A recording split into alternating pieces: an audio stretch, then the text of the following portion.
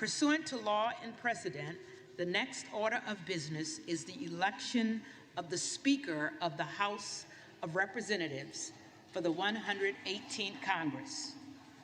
Nominations are now in order. The clerk recognizes the gentlewoman from New York, Ms. Stefanik. Madam Clerk, on behalf of the House Republican Conference, I rise today to nominate the gentleman from California, Kevin McCarthy, as Speaker of the House to lead America's new Republican majority.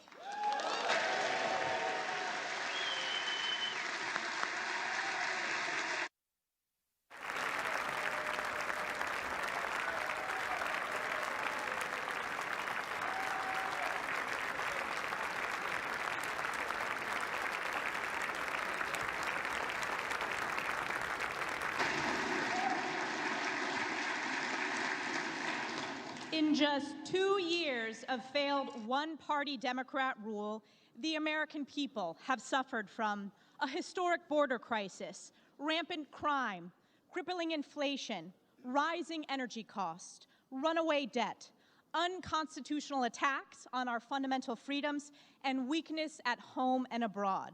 The people across this great nation spoke loudly and clearly that they wanted a new direction. They wanted a new direction to stop this radical far-left agenda, to hold Joe Biden accountable, and to save the United States of America.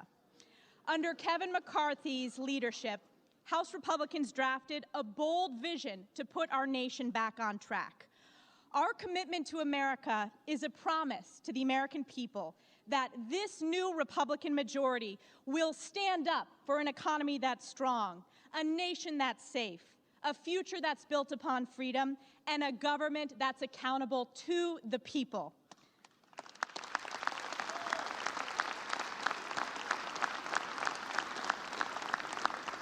Kevin McCarthy is the proud son of a firefighter and a fourth-generation Californian from Kern County.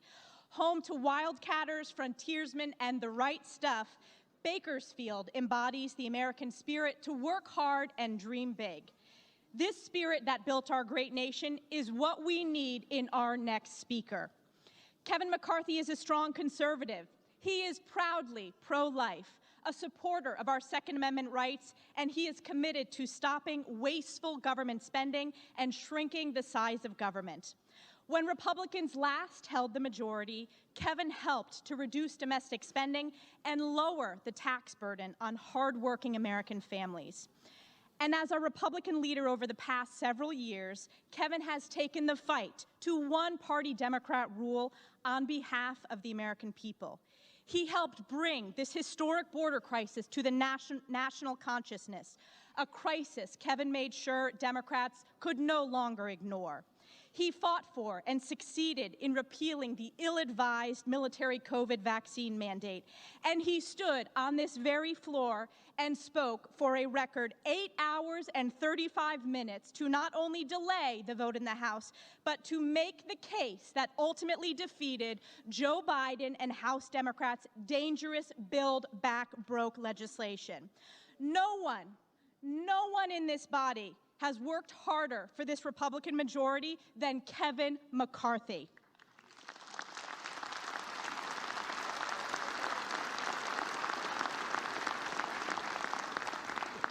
Since the day Kevin was elected as our leader, House Republicans have only gained seats and won.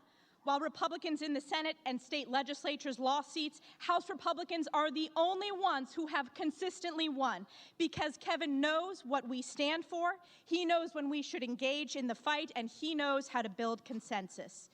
Importantly, Kevin has done the work of listening to all Americans, traveling to nearly every district in this country, fighting for conservative values and fighting for the people that are committed to upholding them.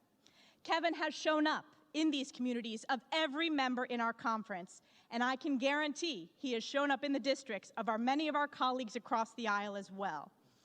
His relentless effort has yielded an extraordinary new House Republican majority that represents our country's greatness from all walks of life. When the last Congress gavelled in 2 years ago, every new Republican welcomed to our conference was a woman, veteran, or minority.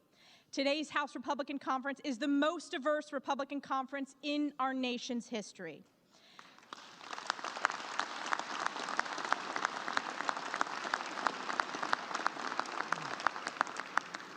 A seasoned legislator, an experienced leader, a friend to so many of us, a proud conservative with a tireless work ethic, Kevin McCarthy has earned this speakership of the People's House.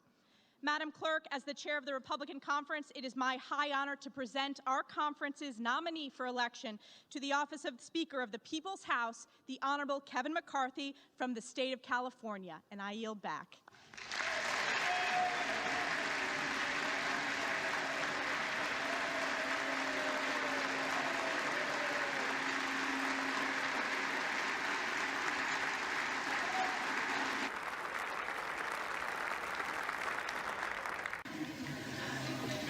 No persons having received a majority of the whole number of votes cast by surname, a speaker has not been elected.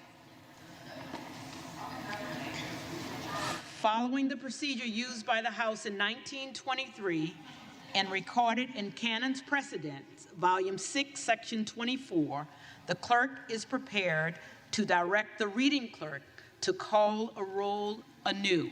For what purpose does the gentleman from Ohio seek recognition? For what purpose does the gentleman from Ohio seek recognition? I rise to nominate Kevin McCarthy for Speaker of the House. All those recognized.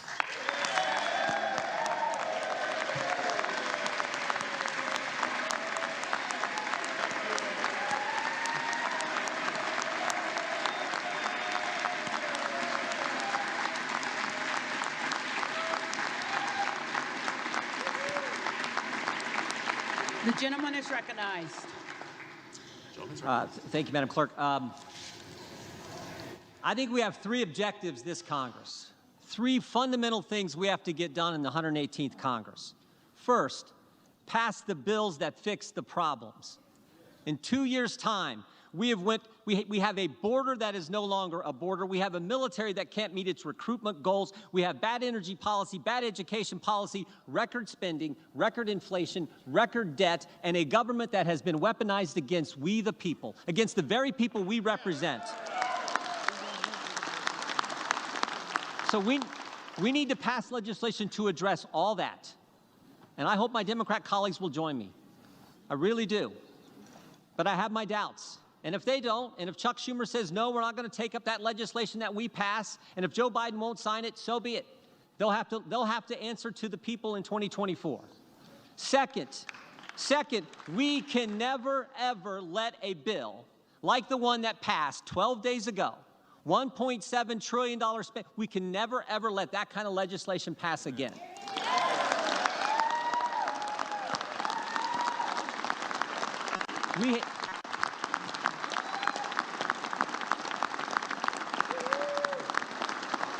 We have to pass a budget that makes sense, that's good common sense, then do the 12 appropriation bills that recognize it's the people's money, not ours, and send it to the Senate, and then stand firm on that legislation. And again, if they won't take it up and Joe Biden won't sign it, we can stand firm on a CR or something. We can have that fight, but we are not going to have what took place a week and a half ago ever happen again. And then finally, third, and this is important, we got to do the oversight, do the investigations.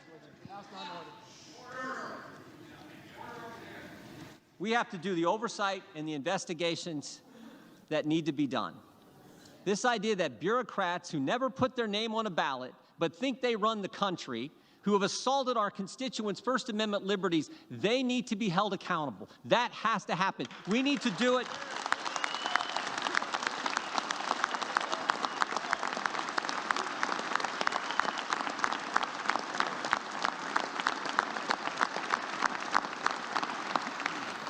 We need to do it in a way that's consistent with the Constitution, but we need to do it vigorously and aggressively. That is part of our duty as members of this body. To my friends here on this side of the aisle, I would just say this. The differences we may have, the differences between Joyce and Jordan or Biggs and Bacon, they pale in comparison to the differences between us and the left, which now unfortunately controls the other party. So we had better come together and fight for these key things, these three things. That's what the people want us to do. And I think Kevin McCarthy is the right guy to lead us. I really do, or I wouldn't be standing up here giving this speech. I came in with Kevin. We came in the same time 16 years ago. We haven't always agreed on everything, but I like his fight. I like his tenacity, and I liked it. I remember Kevin told me, I actually wrote about this in a book. I remember Kevin told me, he said, when the toughest times in life are when you get knocked down, the question is, can you come back? And I've always seen him be able to do that. We need to rally around him, come together, and deal with these three things, because this is what the people sent us here to do. My favorite scripture verse is 2 Timothy 4:7. Paul's the old guy giving advice to the young guy, and he says, fight the good fight, finish the course, keep the faith. I like the verse because it's a verse of action. Fight, finish, keep. Not wimpy words, words that I think fit America. That's what the American people want us to do. They want us to fight for the things they care about and they elected us to do. And we should all remember, only about 12,000 people have ever had the opportunity to do what we're doing today, sit in this body, serve in this Congress. It is a privilege. It is an opportunity. We owe it to them, the American people, the good people of this great country, to step forward, to come together, get a speaker elected so we can address these three things. I hope you'll vote for Kevin McCarthy, and that's why I'm proud to nominate him for Speaker of the House.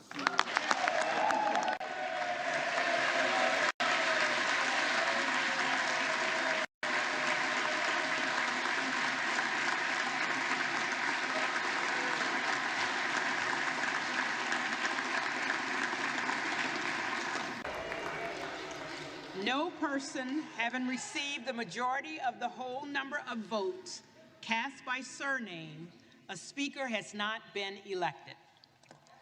For what purpose does the gentleman from Louisiana rise? Madam Clerk, I rise to nominate Kevin McCarthy for the position of Speaker of the House. The gentleman is recognized.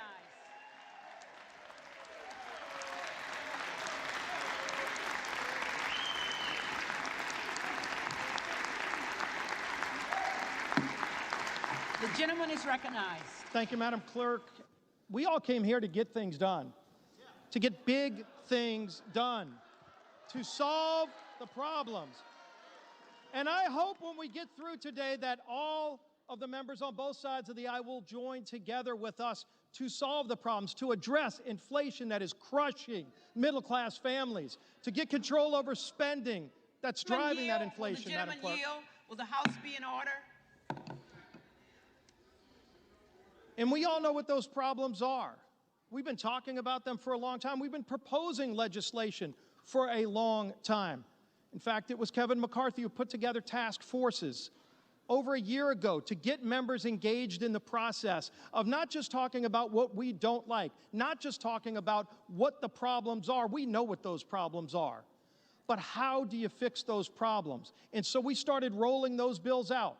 We've attempted to bring bills on this floor to address inflation, to lower the cost of goods when families go to the grocery store and they can't even buy all the food they need for their families if they can find that food on their shelf. But those bills were rejected.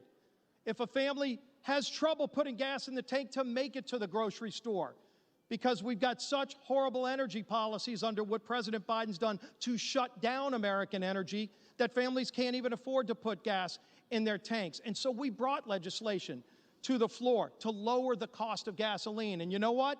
Those bills were rejected by the previous majority. And I use that term for a reason, previous majority, because we want a majority talking about fixing those problems. But we can't start fixing those problems until we elect Kevin McCarthy as our next speaker. And so what have we laid out? We've got bills just this week to start addressing some of those problems, to start addressing our energy insecurity that's been created when President Biden shut down American energy. There is absolutely no reason that we need to rely on foreign countries to produce our energy. We could produce it all here, cleaner, better, more efficient, and create American jobs in the process. Let's get those bills to this floor. How long have we been highlighting this open southern border? That's not just brought millions of people across our border. Kevin McCarthy's led delegations down to the border to show what the problem is. We know what the problem is. This president refuses to even admit the problem. It's kind of hard for the president to solve a problem when he doesn't even admit it's a problem. Yet let's talk about the numbers. Over 2 million people have come across our border illegally just last year. That's more than the entire state of New Mexico have come into our country illegal, and this president won't even admit it's a problem. Last year alone, we lost over 100,000 young people to deaths from drugs like fentanyl because we have an open southern border. Everybody should be appalled by that stat. The fact that more than 100 of our youngest, best and brightest kids are dead in America because of the fentanyl coming across of our open southern border. These are drugs made in China coming across our southern border and brought into every community in America, and it should stop. It has to stop, but it won't stop until either the president takes action, which he won't, or we pass legislation on the floor to fix those problems. But that doesn't start until we elect Kevin McCarthy as our speaker. We know what the challenges are. We've laid out solutions to these problems. It's sad to say these aren't problems that are very hard to fix because we weren't in this situation just a few years ago. But if the administration doesn't want to fix these problems, people call on us to do that. And it starts here in the people's house. Let's rise to this challenge. Let's meet the challenges that the American people sent all of us, not just the Republicans, not just the Democrats, but all 434, soon to be 435 of us. We can meet those challenges, but let's start by electing Kevin McCarthy as our next speaker. I yield back.